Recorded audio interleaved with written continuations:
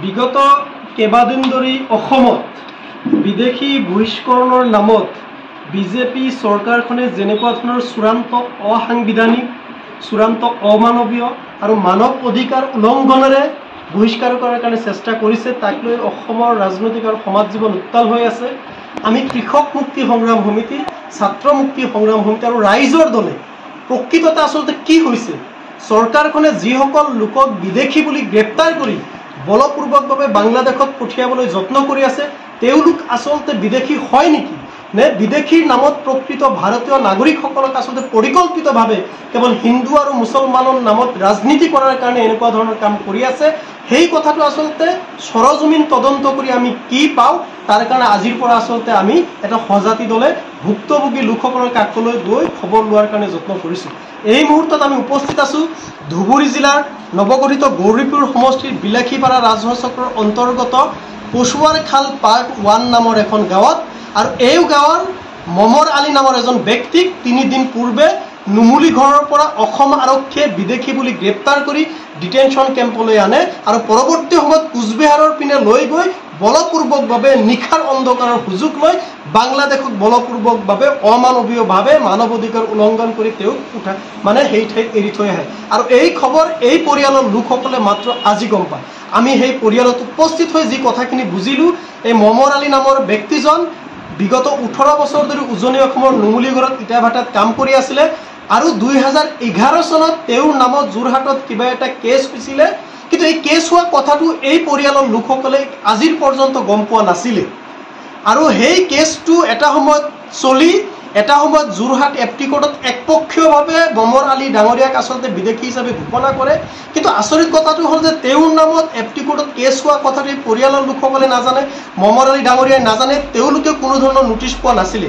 আৰু এটা সময়ত প্ৰক্ৰিয়াৰ মাজেৰে গৈ একপক্ষীয়ভাৱে বিদেশী যে ঘোষণা কৰিছে, এই কথাটো এই পৰিয়ালৰ লোকসকলে আৰু মমৰ আলী ডাঙৰীয়াই গম পোৱা নাছিলে। কিন্তু যেতিয়া আজি গম পালে যে বিদেশীৰ নামত এই মানুহজনক গ্ৰেপ্তাৰ কৰি বাংলাদেশলৈ পঠিয়াইছে, তাৰ পিছত বিচাৰ খোচাৰ কৰি এই কথাটো গম পোৱা গৈছে যে তেওঁৰ নামত প্ৰায় 2011 চনত এটা কেছ হৈছিলে আৰু তেওঁক একপক্ষীয়ভাৱে আচলতে এপটি কোৰ্টে বিদেশী হিচাপে ঘোষণা কৰিছিলে।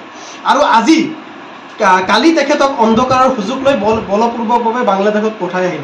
আজি আমি পৰিয়ালৰ মানুহৰ লগত কথা বতৰা পাতি দেখিছোঁ, তেওঁলোকৰ 1951 চনৰ লিগেচি ডাটা আছে, 1966 চনৰ লিগেচি ডাটা আছে, 1971 চনৰ লিগেচি ডাটা আছে। তেওঁলোকৰ পৰিয়ালৰ প্ৰত্যেকজন ব্যক্তিৰ নাম NRCত আছে, তেওঁলোকৰ ভোটাৰ লিষ্ট আছে, পান কাৰ্ড আছে, আধাৰ কাৰ্ড আছে, ৰেচন কাৰ্ড আছে, চৰকাৰী সকলো সা সুবিধা ভোগ কৰি আছে। আৰু যিজন ব্যক্তিক বিদেশী বুলি গ্ৰেপ্তাৰ কৰি বাংলাদেশত পঠিয়াই দিছে, সেই ব্যক্তিজনে বিগত কেইবা বছৰ ধৰি ধাৰাবাহিকভাৱে ভোটাধিকাৰ প্ৰয়োগ কৰিছে। বিগত পঞ্চায়ত নিৰ্বাচনতো তেওঁক ভোটাধিকাৰ কৰি আহিছে, সাব্যস্ত কৰিছে। গতিকে এই গোটেই কথাখিনি সৰজমিন কৰি আমি এটা কথা নিশ্চিত যে এই মানুহজন কেতিয়াও বিদেশী হ'ব নোৱাৰে। তেওঁৰ জন্মস্থান ইয়াত, তেওঁৰ পূৰ্বপুৰুষৰ জন্মস্থানে, পিতৃপুৰুষৰ জন্মস্থানে, পিতৃপুৰুষ সকলো আছে, সকলোৱে প্ৰকৃত ভাৰতীয় নাগৰিক। গতিকে আমি ক'ব বিচাৰিছোঁ, প্ৰকৃত ভাৰতীয় নাগৰিক হোৱাৰ পিছতো কেৱল ত্ৰুটিপূৰ্ণ বিদেশী ন্যায়াধিকৰণ ব্যৱস্থাৰ জৰিয়তে যেনেকুৱা ধৰণে বিদেশী চিনাক্ত কৰে, তাৰ কাৰণে প্ৰকৃত ভাৰতীয় নাগৰিক হোৱাৰ পিছতো মমৰ আলী বা মমৰ আলীৰ দৰে বহুতো ব্যক্তিয়ে আপোনাৰ বিদেশী হ'বলগীয়া হৈছে। আৰু বিদেশী ঘোষণা হোৱাৰ পিছতো, প্ৰকৃত নাগৰিক হোৱাৰ পিছতো তেওঁলোকে এনেকুৱা ধৰণৰ অত্যাচাৰ আৰু নিৰ্যাতন সহিবলগীয়া হৈছে। সেইকাৰণে আমি স্পষ্টভাৱে চৰকাৰক ক'ব বিচাৰিছোঁ যে বিদেশী ন্যায়াধিকৰণৰ যিটো প্ৰক্ৰিয়া, বিদেশী ঘোষণা কৰা, ডি ভোটাৰ ঘোষণা কৰা বা বিদেশী চিনাক্তকৰণৰ প্ৰক্ৰিয়াটো ৰাজনৈতিক পক্ষপাতিত্বৰ ঊৰ্ধত স্বচ্ছ কৰিব লাগে, এইটো হ'ল 1 নম্বৰ কথা। আৰু দ্বিতীয় কথাটো হ'ল যে কোনোবা ব্যক্তি এজন যদি বিদেশী হয়ও, সেই বিদেশী ব্যক্তিজনক সেই বিদেশৰ ৰাষ্ট্ৰৰ লগত, অৰ্থাৎ বাংলাদেশীৰ কথাই কৈছোঁ, যে বাংলাদেশৰ লগত প্ৰত্যাৱৰ্তন চুক্তিৰ জৰিয়তে সম্পূৰ্ণ মানৱীয় ব্যৱস্থাৰে, সম্পূৰ্ণ আইনী ব্যৱস্থাৰে তেওঁলোকক বিদেশলৈ পঠাওক। অসমৰ কোনো মানুহে আজিৰ তাৰিখত এজনো বিদেশী অসমত থকাটো নিবিচাৰে, কেৱল বিচাৰে বিজেপিৰ নৰেন্দ্ৰ মোদী চৰকাৰ আৰু হিমন্ত বিশ্ব চৰকাৰে। কিয়নো তেওঁলোকে কাৰ দৰে কলা আইন সমৰ্থন কৰিছে, যি আইনৰ জৰিয়তে বিদেশীক নাগৰিকত্ব দিয়াৰ ব্যৱস্থা কৰিছে। তাৰ বাহিৰে অসমৰ কোনো দল সংগঠন, অসমৰ কোনো মানুহে কোনো ধৰণৰ বিদেশী অসমত থকাটো নিবিচাৰে।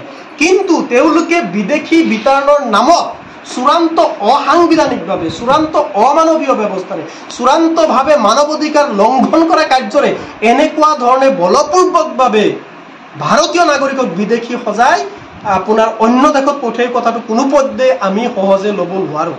সেইকাৰণে আমি চৰকাৰক আহ্বান জনাইছোঁ যে আপোনালোকে প্ৰয়োজনত DNA টেষ্টৰ জৰিয়তে নাগৰিকত্বৰ বিষয়টো মীমাংসা কৰক আৰু তাৰপিছত নিশ্চিতভাৱে যিসকল লোক বিদেশী হয় তেওঁলোকক বিদেশলৈ প্ৰত্যাৱৰ্তনৰ জৰিয়তে পঠাওক আৰু NRCৰ কামটো সম্পূৰ্ণ শুদ্ধ কৰক, শেষ কৰক। যদিহে সঁচাকৈয়ে আপোনালোকে বিদেশী সমস্যাটো আন্তৰিকতাৰ সমাধান হোৱাটো বিচাৰে, সঁচাকৈয়ে অসমখন বিদেশীমুক্ত হোৱাটো বিচাৰে, কিন্তু আপোনালোকে সেই কামটো কৰা নাই। আমি সকলোৱে বুজি পাওঁ আপোনালোকৰ চূড়ান্ত সাম্প্ৰদায়িক ৰাজনীতি।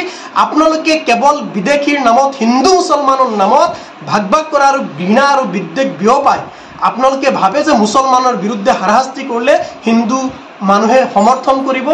প্ৰকৃত ভাৰতীয় নাগৰিক হোৱাৰ পিছতো শ্ৰমজীৱী সংখ্যালঘু মুছলমান লাগক সন্দেহযুক্ত নাগৰিক বুলি হাৰাশাস্তি কৰিলে একাংশ উগ্ৰজাতীয়তাবাদী লোকসকলে আপোনাক সমৰ্থন কৰিব আৰু হিন্দু মুছলমানৰ নামত হিংসা আৰু বিদ্বেষ বিয়পায় 2026 চনৰ নিৰ্বাচনী বৈতৰণ্য পাৰ কৰাৰ কাৰণে যে আপোনালোকে কেনেকুৱা কাম কৰি আছে সেই কথাটো আমি স্পষ্টভাৱে বুজিছোঁ। গতিকে আপোনালোক সকীয়াই দিছোঁ যে ক্ষমতা সদায় নাথাকে। এনেকুৱা ধৰণে ক্ষমতাৰ অপপ্ৰয়োগ কৰিলে কিন্তু এটা সময়ত আপোনালোকক কিন্তু ক্ষমতাৰ পৰা মানুহে আঁতৰাবলৈ বাধ্য থাকে।